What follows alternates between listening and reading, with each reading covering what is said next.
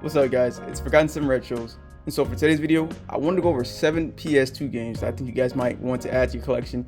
Maybe, possibly, depending on if you guys are interested in these games. But yeah, without further ado, let's get started. So the first game on this list is Rogue Galaxy. Rogue Galaxy is an action role-playing game for the PlayStation 2, developed by Level 5 and published by Sony Computer Entertainment. The game follows the adventures of Jester Rogue, a young man from an isolated planet who becomes embroiled in a galactic conflict. He discovers that the fate of the entire galaxy rests in his hands. Rogue Galaxy features a real-time hacking/combat system. Players control a party of 3 characters, one directly and 2 others via AI based on selected strategies.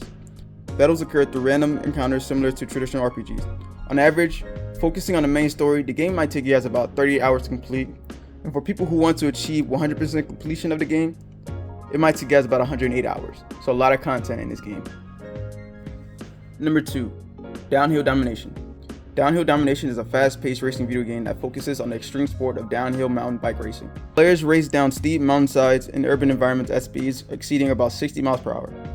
The game can be played from both first-person and third-person perspective.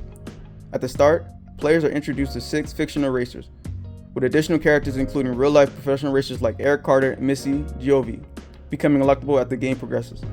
The game incorporates a combat system where players can attack competitors using 2 buttons for left and right attacks. These attacks can be upgraded by performing tricks, defeating opponents, and collecting power-ups. On average, the game might take you guys about 47 hours to complete.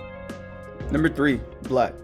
Black is a first-person shooter video game developed by Coliseum Games and published by Electronic Arts. You play as Jack Keller, a Black Ops agent who's being interrogated about his previous missions that included terrorist operations.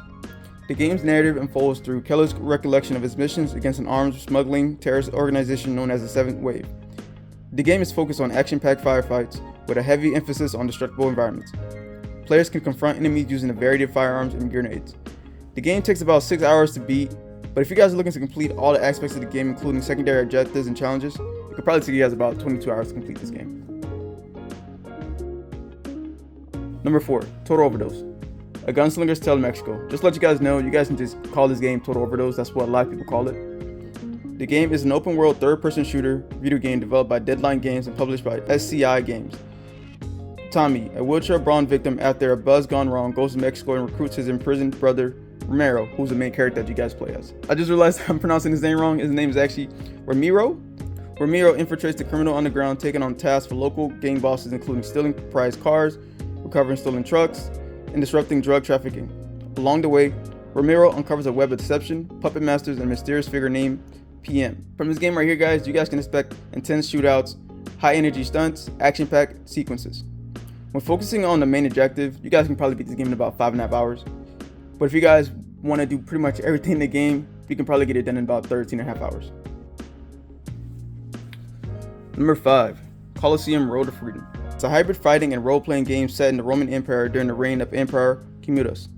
In the game, you take on the role as a slave who must fight as a gladiator in various arenas to earn money and win your freedom. The gameplay focuses on training your character and engaging in gladiator combat, with the story taking a backseat to allow for more open-ended gameplay. Players can customize a gladiator based on choices made at the beginning of the game, which affects their appearance and initial abilities. Training sessions before arena battles are crucial for improving skills. The game's outcome can lead to multiple different endings depending on the player's performance throughout the game. It will take you guys about 37 hours to beat the game, but please note that the game sets a goal for the player to pay off their character's debt within 50 days in the game timeline, which will definitely impact the ending of the game story. Number 6, Modellista. Modellista is a racing game developed and published by Capcom. The game is an arcade-style racing game where players can pick a vehicle to modify and customize. The game features 6 tracks including real-life locations like Suzuki Circuit and the Mount Akagi Mountain Pass. Players have the option to tune various aspects of their car such as tires, brakes, suspension, turbines, mufflers, and more to tweak their performance. Players can race vehicles from manufacturers like Toyota, Nissan, Honda, Subaru, and Mitsubishi. On average, it might take you guys about 8 hours to complete the main objectives in Modellista. Lastly, number 7, Valkyrie Profile 2 Silmeria. Valkyrie Profile 2 Silmeria is a role-playing game developed by Tri-Ace and published by Square Enix. It's the second installment in the Valkyrie Profile series. The game is actually set hundreds of years before the original Valkyrie Profile game that was released back in the PS1. and revolves around two characters, Silmeria and Alicia, who share the same body. Silmeria is a Valkyrie who once served Odin loyally, but once forced reincarnated as a human after a conflict with him.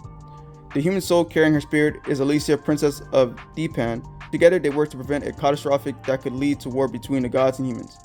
Gameplay-wise, Valkyrie Profile 2 Silmeria features a unique combat system in 2D side-scrolling platform for dungeon exploration. Players can spend as much time as they like exploring towns, dungeons. Alicia, the main character, can jump, swing a sword, and shoot protons, which are used to solve puzzles and freeze enemies and crystals. On average, focusing on the main story, it'll probably take you guys about 42 hours to complete the game. For people who are going for 100% completion, it might take you guys about 80 hours. These are all the games that we discussed in this video. Let me know what you guys think about this video, as well as what other particular consoles that you guys want me to create. The other consoles I have in mind is the PSP. I also have the PS4. I have a small collection for the PS5. I can also discuss that too if you guys want, and the Nintendo 64 and Game Boy Advance. But yeah, let me know, guys. And that's pretty much it, and I'll catch you guys later.